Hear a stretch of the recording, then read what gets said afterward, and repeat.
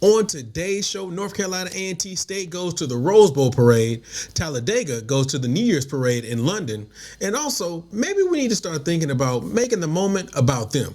All this and more coming up next on Luke's Band Report.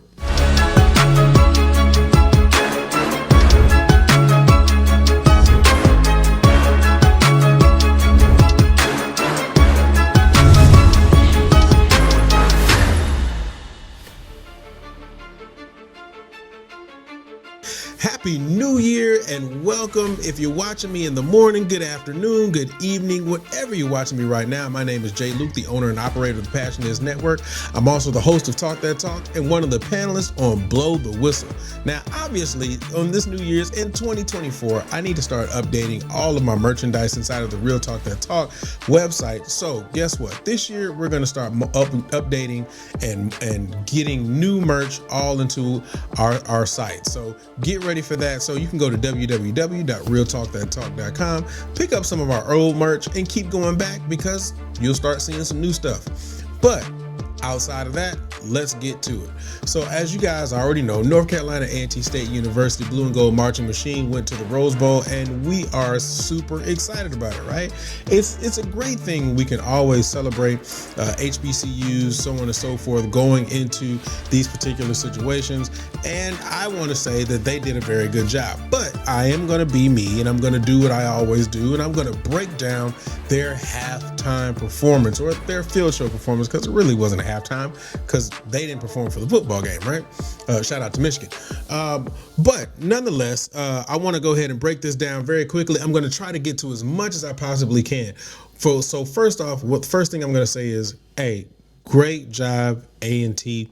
I think your performance was really good. I think it was done very well. And I'm going to start from the top, man. Your prelude to turn the beat around was super dope. I really appreciate it. As a matter of fact, all the arranging in this particular show was just very, very good. Shout out to you. I think it was awesome.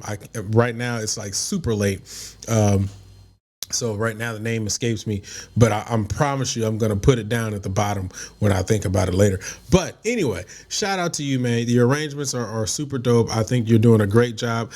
What I will say is what I heard a lot of is balance within the trumpet section. I feel like sometimes the trumpet section was overblown, specifically right there in that prelude. But I think you guys did a really good job. First trumpet release on the end of that prelude. It was a little bit long. You went a little bit too long on that. Turn or beat around prelude, but you guys went into the I Love Music drill. I felt like the mellophones were overplaying just a little bit, so guys, just watch out for that. And then I feel like the high brass was a little bit bright in tone, and I was wondering as I was listening to it, what hardware are you using? You know, the trumpets or the mouthpiece and stuff like that. But I really appreciated the drill. I really appreciated the I Love Music drill. I thought it was really good. I think Golden Delight did a great job of adding some color to that drill. And going back to Golden Delight, I like the silk that you guys used right at the beginning with the piano silk. I thought that was really dope. I thought it was really cool. And I'm assuming, and you guys correct me if I'm wrong, the theme I'm assuming for this year's Rose Bowl was something about music. I'm gonna assume that because I looked at the drum heads on the bass drums, and it seemed like the Rose Bowl logo was surrounded by a musical note. So I'm going to assume that's what it was. But hey, Woodwinds, you guys shined on the trill at the end of the I Love Music drill. I thought that was super great. I thought when you guys were given the availability to go ahead and shine, you guys stepped up to the plate and you all did a good job. So kudos to you guys. Rhythm is going to get you. I thought it was well executed musically. Cold Steel had their chance to be able to come out there and shine, as they always do. But one of the things that I was super excited about in this particular one is the fact that the band wasn't playing during this. It was a lot of staging and a lot of movement going on with the winds in the background, and it gave Cold Steel a chance to be able to just play without having them accompanying, or the winds accompanying them inside of the background, which I thought was great because it gave us a chance to really just watch Cold Steel be Cold Steel. And I liked it. Very good. Very good. I appreciate that. When you guys came back in, though, we got to watch some of those releases, and it's just being mindful of those things. I know you guys did a lot of traveling and stuff like that, but just being mindful of those things when you come back in. But again, great job to Cole Still. I'm trying to get through this performance kind of quickly, if you guys don't know, because I really could spend a lot of time on it. But no, really good job. Rhythm's going to get you. I thought was ranged very well. Once again, just when you guys come back in, just be mindful of those attacks and those specifically those releases. Turn up the music. Funny thing about this show, a lot of the music that you have that you all did in the show, I've written before. And I just thought that was very interesting. But turn up the music. There's right at the beginning. There's this part where the tubas were just given the opportunity to play. I think like these high D's, and they were ringing. Really good, nice tone in the tuba section. Not overplaying it, but just nice rounded sound in the sousaphone section. And I really liked it. I really enjoyed it every time you guys played that, because I think you played it at the beginning and you played it at the end. And so I just wanted to give you guys your props on that. Absolutely, really, really, really good job on that sousaphones. Yeah, I cannot say more about how great that sound was. That you guys were using when you were playing that. Turn Up the Music was actually executed very well. I have nothing to say about that. I mean, I'm not going to comment much on Golden Delight because of the fact that I'm not a dancer, so I can say that it looks nice. Some things that they did, it was together, it was clean, but I usually defer that to my auxiliary people, my Porsches and Apris and T's and Mayas. So I'm going to leave that to those people. But moving on, see, I got these notes, man. I got to move these notes on. I thought the Killing Me Softly was cool. One of the things that a lot of people didn't know, that young folks may not know, is that it was not from Lauryn Hill and the Fugees.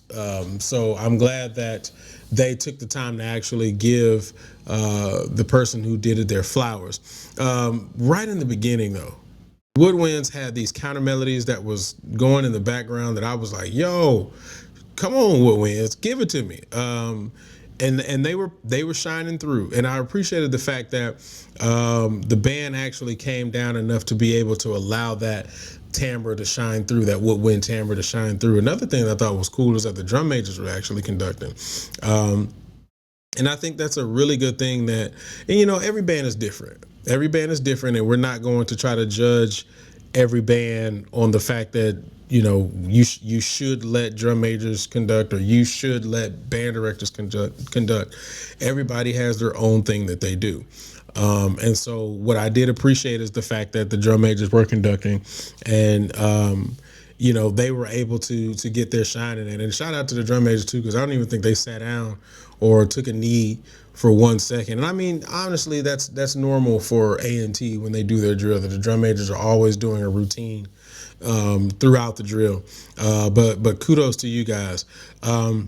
Again, here's another situation where intonation in the high brass was just really kind of shined a little bit, where and not shining necessarily the best way. And I think that the first trumpet may have started gassing out just a little bit. Going forward, though, and this is not necessarily just specifically to A&T, I will say this to anybody. I think you want to always be mindful of proximity, where you are on the field, because I think that sometimes we're taught to just play. And I'm not saying that this does not happen in any band room or every band room or anything like that, but just if it's not, take it to consideration. If it is, keep working on it. But we're taught to just play and not be mindful of where we are in the field proximity. So if I'm a first trumpet and I'm on the 50-yard line, I may not need to play as strong as a first trumpet who's on the 30, or who may be outside the 30 on either side, and maybe 32 steps away from or 32 steps away from the front yard line, or the sideline, or maybe you're 5 steps or 6 steps or 8 steps in front of the front hash. So I may not need to play as big. So just being mindful of where your staging is, and your proximity to the front, and not overplaying. And I think that happens sometimes. And that may have been what was happening with A&T in this particular performance. And I've heard it happen a lot in a lot of other performances and a lot of other programs too. So just keeping that in mind. What I did like, though, another thing that I did like is there was a color change. It's like this brownish tan color change that the color guard did, the auxiliary did, the Golden Delight did with their swing flags, and I thought that was really nice. It added some difference and the mood change in that particular big hit section. And I think, speaking of the big hit, there was a modulation that you guys did in there that I think that you guys carried over very well, executed very well. The statement that you guys were trying to make, the big sound that you guys were trying to execute, I think was done very well. So good job on that. And then right at the end, you guys had a fortissimo, and then you crescendoed up into, I want to say, maybe about a forte or a fortissimo. One thing that I've always told students, and this is the one thing that I kind of heard, is that you don't want to get to the end or the peak of that crescendo before everyone else. And so I think the fortissimo was done very well. Everybody got down. They hit it. They came down to the piano, and they started moving to the crescendo. But I think I heard a couple of folks getting there just a bit too early. So yeah, but great job. I think it was super great. I think you guys had an excellent performance. I thought it was great. You guys did very well for your representation for what you guys did. You all did the pass and review, which I thought was really cool. I thought it was really funny that you guys did play that funky music, White Boy. I don't know. For me, I don't know if that was a inner statement that you guys were making or what. I just thought it was really funny that you guys were playing that. That's just me. Yeah, that's my personal opinion. I don't know if there was some inner workings in there or not, but I thought it was really funny. But yeah, man, again, kudos to you guys. I think you guys did a great job. Field show, and that was a really great way to cap off your success that you guys have had, coming from the ESPN Band of the Year, taking first place in that, and then coming in and doing such a great performance at the Rose Bowl field show. So very good. Moving on, you got the New Year's parade. First of all, you had the blue and gold marching machine. Again, here we go, at Macy's doing the parade. I think you guys did a very good job on that. But I did have a question. And somebody in the comments correct me if I'm wrong, because I really don't know. Because I've never really seen A&T in a parade. I've always seen them on the field. Even as an undergrad person, I've never seen them in a parade. When they came to Norfolk, or when we went up there, we never saw them in a parade.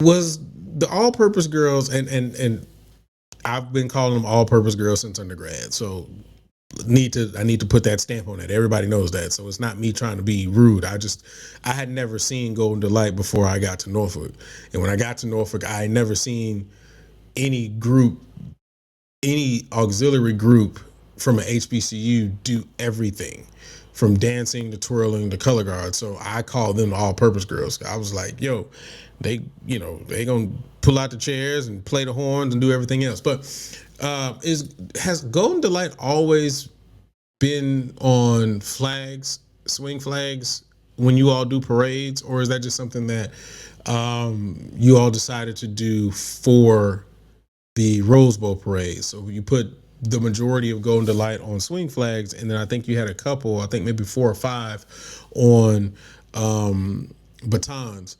So I was just curious. I've never seen A&T in a parade before. So I was curious about that, but again, very good job during the parade. A lot of people were excited to see you all. I think I think it's a really cool thing that you guys were able to not only represent the university but also represent historically black colleges and universities. And then we had another HBCU participate in a New Year's parade that honestly a lot of people aren't even talking about, and that is Talladega. Talladega went down to London and or over to London or up to London. I don't know how you want to say it, but they were in London and they performed for their New Year's parade. One of the things that I thought that was very interesting about that parade, though, is the fact that that's probably about the most lax parade I've ever seen. I mean, watching the parade, the guy who was announcing was like something to the degree of they put in one hell of a practice to be able to get here, and then he pulled over the director and he was talking to him like literally live on the speaker, and it like it was just super lax. I've never seen a parade that lax before. And honestly, that's even in my personal opinion counting Mardi Gras. I've never seen a parade that laxed. But it looks like Talladega had a really good time. Somewhere in the parade, they did stop and do a performance.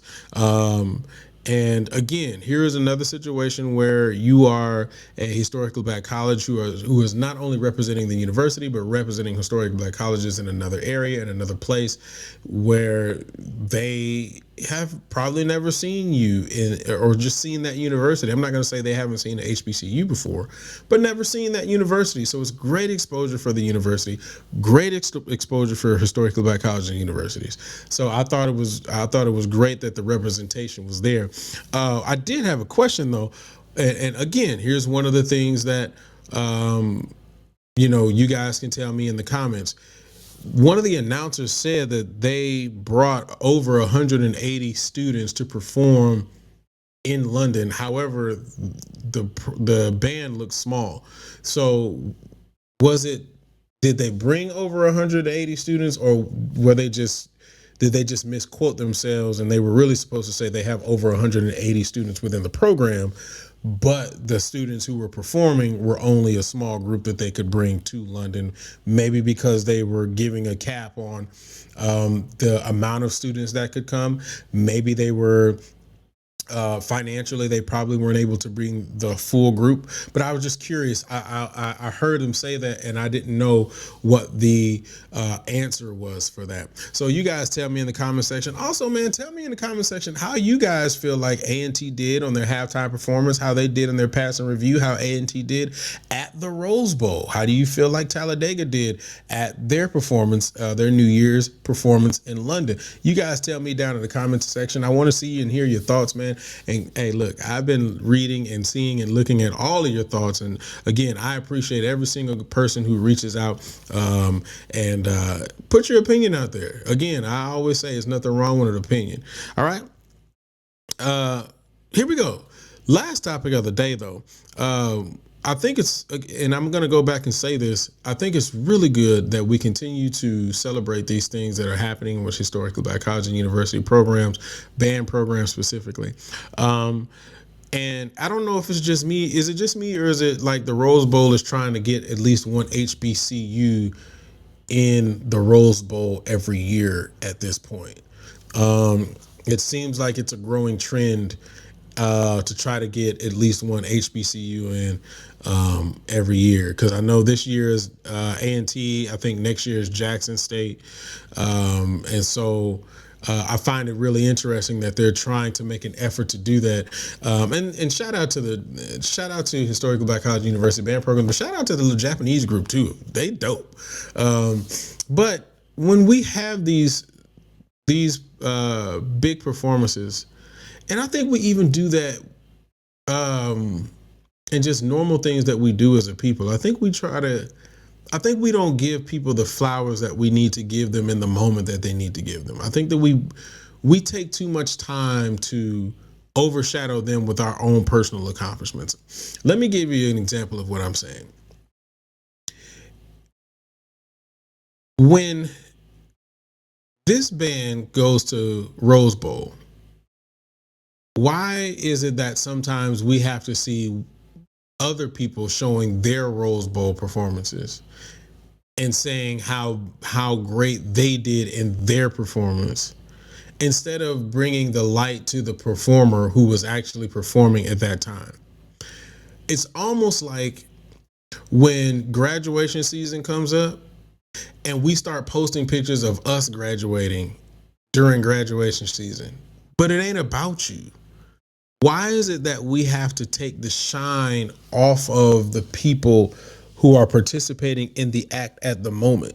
We have multiple times during the year to be able to celebrate the things and the accomplishments that we've all had. Case in point, I am a person who marched in the Macy's Thanksgiving Day Parade. I marched it in my senior year in high school. However, when the year that I left PV was the same year that they ended up getting the information that they would be marching in the Macy's Thanksgiving Day Parade, I was not going to overshadow that by talking about or overly posting the year that I was at the Macy's Thanksgiving Day Parade, because it wasn't about me. Now, granted, if a HBCU didn't get picked, then I would put it up, because at that point, hey, whatever. But because we want to celebrate the historically black colleges and universities who get picked and honored to go in these specific areas, it makes no sense that we overshadow them with our accomplishments. Let them have their day. Let them have their time. It's a moment for those students. It's a moment for those directors and the energy that they've put in that time, and let them have it. Don't take that moment away from them to try to say, well, we did it better, or remember when we did it this way, or remember I missed the time when we did. No, let them have it. We've got to learn how to give people their flowers in the moment. And hey, again, we have 365 days out of the year to be able to celebrate and be celebratory over the things and the accomplishments that we have had in our own past. But give those kids a chance to be able to shine in those times. Don't overshadow it with what you think you did better at your time, or trying to relive your time because somebody else is getting that shine. It ain't about you. We've got to learn to big each other up and celebrate these moments when they happen, and celebrate those people when it happens. When Jackson goes to the Rose Bowl, let's all talk about Jackson. Let's not bring up North Carolina A&T the year before, or Norfolk the year before that. Let's not bring our Southern up one year, the year that they won. Let's not do that. Let's talk about Jackson and leave it at Jackson. Now, when it's all said and done, 2-3 days later, all right, fine. Put your, say something to the degree of, based on the fact that I just watched Jackson perform, 2-3 days ago, I just got to talk about blah, blah, blah, blah. But leading up to it, the day of, man, let it be about them. Let it be about them. Let them get their shine, And we've got to do that. We've got to continue to support and congratulate our HBCU programs, historic black college university programs, and everything that they're doing. Good stuff. When you see the university band program start bringing out this concert band stuff, let's support them. Let's get this information out. Let's share it. Let's not talk about the days when we did it. No, let's talk about them doing it now. So, just my thoughts, as usual. But I appreciate everybody joining me, man. Again, leave me your thoughts inside of the comment section. Again, like I said, I read them all the time. Once again, Happy New Year to you guys, man. I hope that you all are still rocking with us, man. This year is going to be super dope. I have some major moves that we're making this year. So I want you guys to stick right here to the Passionate Network. Stick right here to Luke's Band Report, man. I'm going to be trying to give you as many updates, anything that happens when it comes to marching band, historically black colleges and universities, anything like that. I'm going to try to make sure that I get here right on time to give you the information and the news and my thoughts on how I feel about everything. Until then, I appreciate you guys watching. Go ahead and watch this on playback. Click like, subscribe, and I will see you guys next time.